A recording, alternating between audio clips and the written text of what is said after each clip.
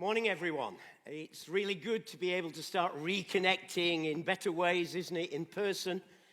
Pajama church can be fun for a while, but it does have its drawbacks. It's great, you can sit there with your coffee and you don't have to get dressed to come out. But don't you miss this? Actually being with one another. Those of you at home who can, come on, start getting ready to come and join us. So as we reconnect together with Jesus over September, October, as Martin says, we're going to be focusing on Jesus, on the person of Jesus as he's revealed to us in the book of Hebrews. And the sermon will come earlier in the meeting, and then we're going to have a more extended time of worship and response to him. Now, Hebrews is a bit of a funny old book. It's like a melon. It is dead juicy with stuff about Jesus inside. But like a melon, it can be a bit tough cutting through the skin. And it can be a bit tough at times getting into this book. But there's one key, one sharp knife that helps us get into this book. And that is understanding to whom it was written and why. Now, Hebrews was written to Jews who had become Christians. They converted to the Lord Jesus Christ, and that's why it's so full of Old Testament imagery, because he's appealing to their Old Testament scriptures. But faced with a mixture of pressure and persecution, these converted Jews were considering going back to their old Judaism, to their old way of life.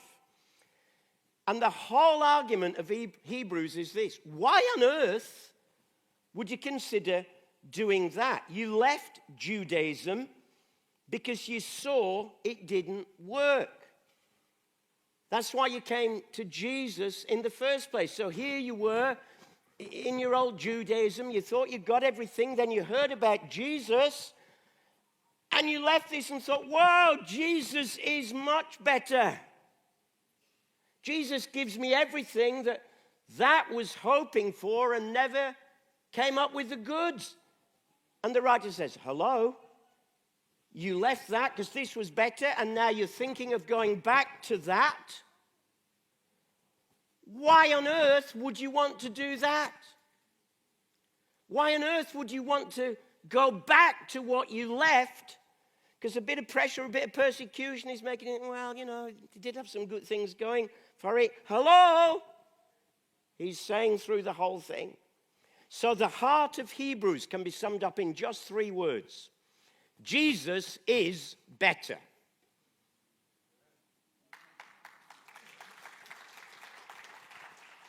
It's that good we could say it together. Woo, freedom. Let's say those words together. Jesus is better. Reasonably pathetic. I could give you one more go. Jesus is better. You see, you are allowed to talk behind your mask. It's good, isn't it?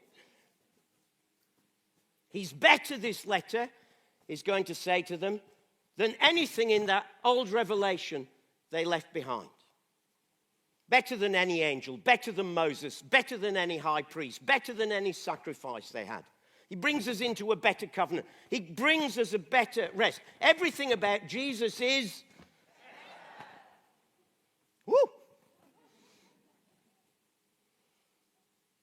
Now, the core of his argument is summed up in the few verses we're going to look at this morning in the introduction, which we've entitled today simply The Superiority of Christ. So let's read the first few verses. We're not going to be going through Hebrews looking at every single bit, but we're going to pick out key passages over the coming weeks that constantly come back to show us that Jesus is better. So we're going to read from Hebrews chapter 1, verses 1 to 9. Will come up on the screen. By the way, having it on the screen is still not as good as you having your own Bible or your own phone, where you can underline things if God speaks to you, or highlight them if it's on your phone. So it'd be great to get back into the habit of having Bibles or phones. Phones are only for looking at the Bible on during the meeting, okay? Here we go. He says, in the past, God spoke to our ancestors through the prophets at many times and in various ways. But in these last days, he has spoken to us by his Son, whom he appointed heir of all things, and through whom also he made the universe.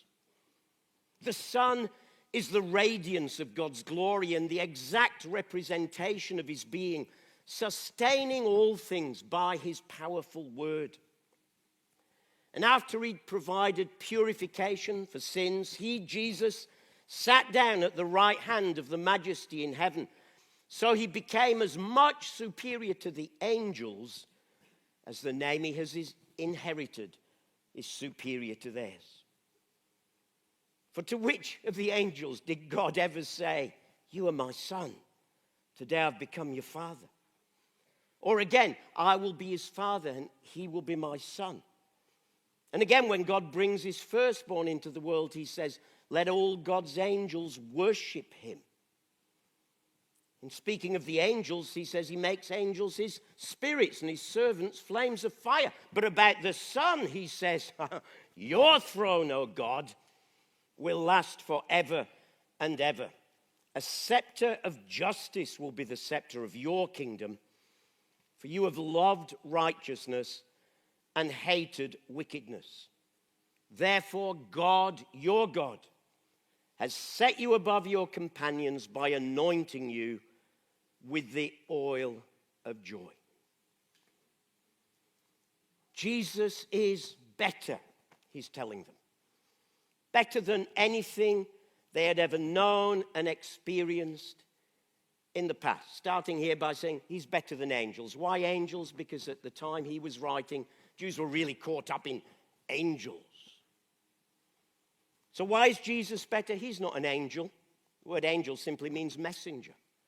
Jesus is not a messenger. Jesus is the message. Oh yeah, you've had plenty of messengers in the past, he said in that section. God's spoken to us in many and various ways through the prophets in the past. And we've got the record of that here in the Old Testament part of our Bibles.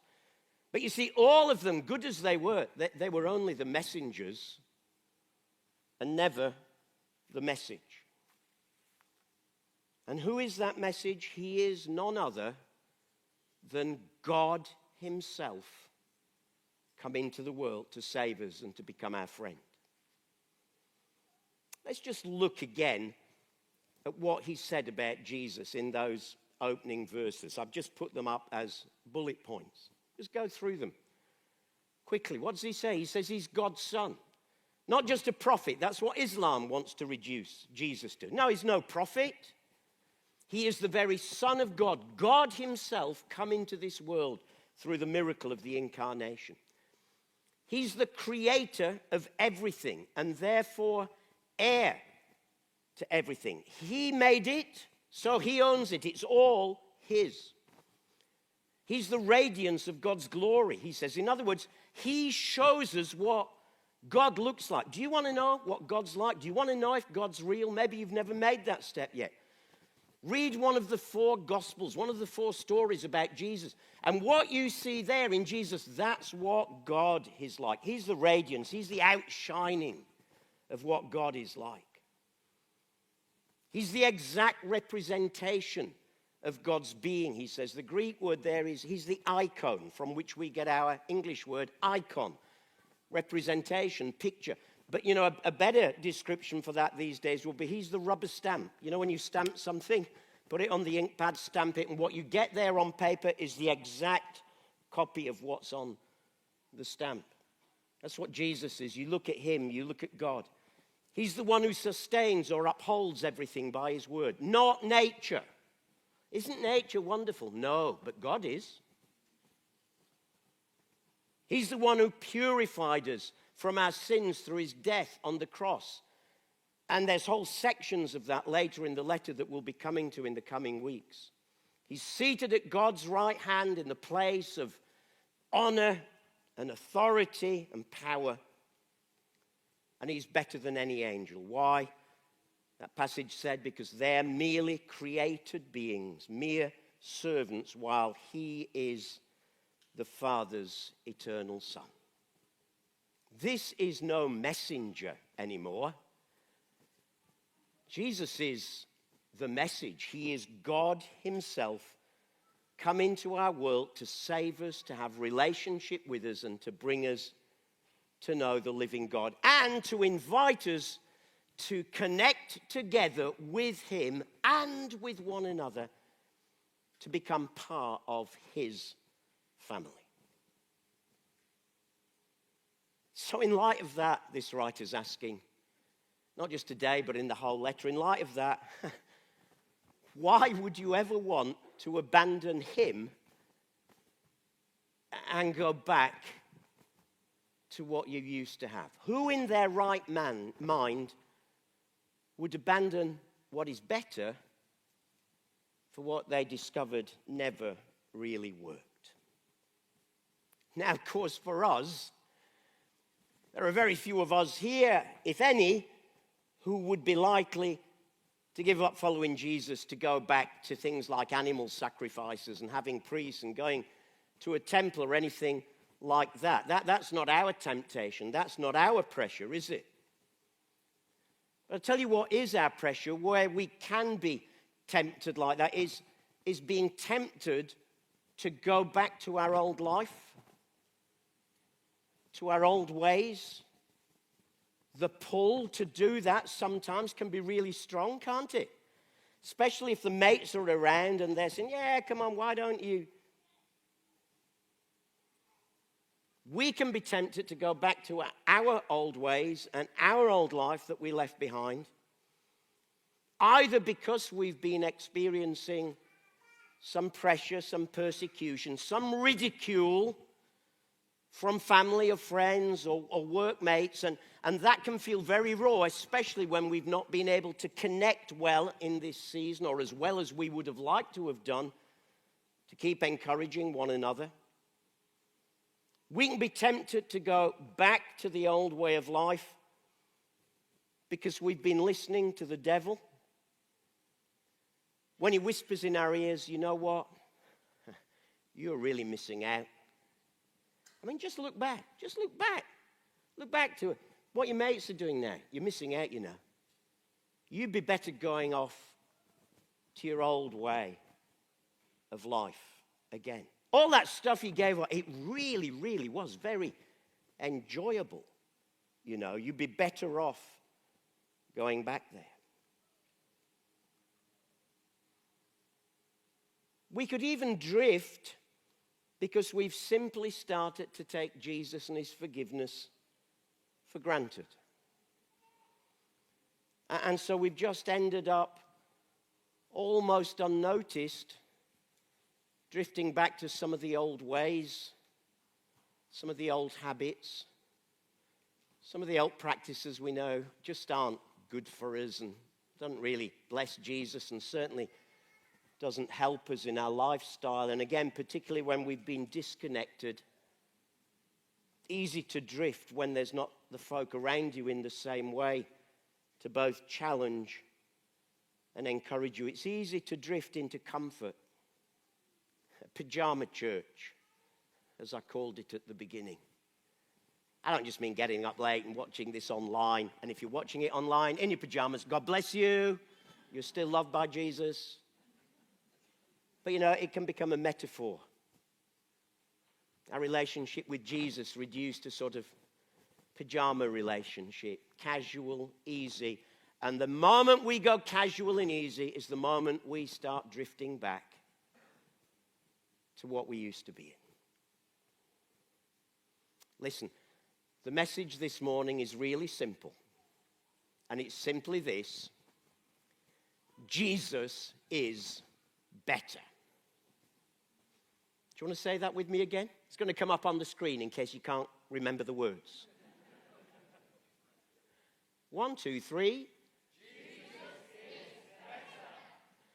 That's why you came to him. That's why you gave up whatever it was you used to be into and made a decision to leave him and start walking with him. because you discovered He's better than everything. Amen? So here's what I'd like to suggest this morning.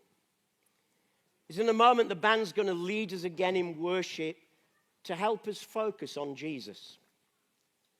And I want to suggest that as we worship together, whether it's here in the auditorium or there at home, is that if you recognize today there's been drift in your life over this season of lockdown, that you have ended up doing things, saying things, not avoiding things and places and people that just don't help. If there's been drift, if under pressure or ridicule or persecution you've ended up thinking I'd just be better going back to the old ways of life, whatever it is, this morning I want to invite you as we worship to come and lay it down at the feet of Jesus. Now, at one time we might have just had you coming out to do that. I'm not going to do that today. Metaphorically come forward, okay? In your hearts.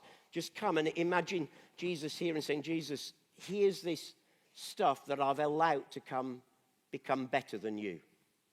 Actually, that stuff might be bad stuff. It might be good stuff that you've allowed to just become bigger and better than him. And today is a wonderful opportunity to lay it at his feet and say, Jesus, I know I've drifted, I've been pushed, I've been lured, I've been lied to, and I want to get back today and start reconnecting with your people as I declare you better. Second thing is to do what Martin encouraged us to do, is to read the Bible readings this week. Now, here's the good news. They are all short Bible readings. And they're taken from different parts of the Bible, but every week they will be on the theme from Sunday. So there are 6 for each week, so you can start tomorrow. And I want to invite you to keep doing that this week. As you read those readings, as we do that together. Keep on with your other stuff as well, but let's do it together. And then when you meet up or when you're in your community group, you could chat to one another and say, hey, what's God been saying to you? Helping us to reconnect. And as you read those messages each day, if God nudges you with anything and reminds you of anything where you've drifted back, come and lay it at his feet again. Let's make a brand new start together as things start changing over these coming weeks. Why? Because Jesus is better. Amen? Let's worship him and respond to him.